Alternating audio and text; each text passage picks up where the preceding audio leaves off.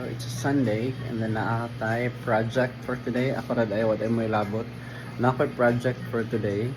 So you see that ugly situation. So kana nga wall plus kanang wire sa aircon plus kanang kidid na styro. Plano na ko na siya tapalan because it looks so ugly.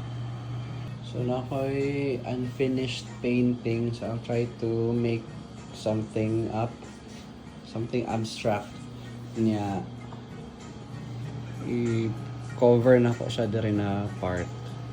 Diri na part. Focus. Okay, diri na part.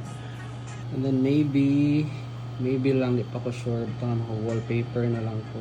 Diri lang na part. Mura lang siya accent wall or something. Pwede rin naman ko aning accent wall diri sa akong may small dining area pati kani. So I think nice pod siya if kani siya na wall kay medyo accent siya para pag sulod if ikan ko diri sa gawas pag sulod na ako siya ang una makita. Okay, let's do this.